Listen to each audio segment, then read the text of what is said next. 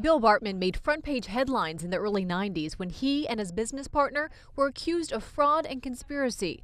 The CFS founder was later acquitted and cleared of 57 federal counts. Now he's building his empire all over again with CFS2, another debt collection company. And he's working to shine a light on abuse in his own industry. I am prepared to follow all of these rules myself, and we believe we do follow all of these rules ourselves already. What I would want and hope is that others would follow the same rules. And since they won't do it voluntarily, we're asking that there be legislation that require them to follow these rules. He calls it the Bartmann Bill. It's a 10-point model for reform of state collection laws. It includes granting the Attorney General power to prosecute violations. It also would require verification from collectors before litigation. He's even created a website where people can sign a petition and join him in fighting debt collection abuse. I want to go to all 50 states and have them pass the same uniform kind of type of regulations. So if we're successful, we will end up having a new body of law that protects consumers and clarifies for debt collection companies what they can and cannot do.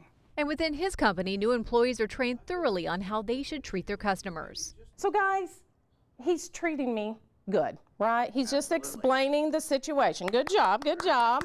Kelly Allen is a CFS2 manager. She says their employees are trained for a week before working on the floor and dealing with customers. Well, the very most important thing is that we get drilled into them that they treat each customer with dignity and respect. That's the very most important thing. When new employees come out of training, they're expected to comply with fair debt collection practices.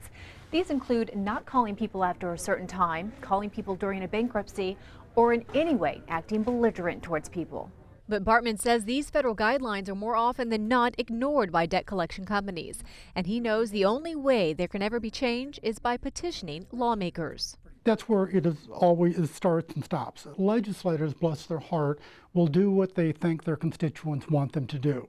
And the only way a legislator can know that is either have ESP or be told. Bartmann will soon be testifying before the Massachusetts Attorney General's office and the National Association of Attorneys General conference in an effort to draw attention to the problem.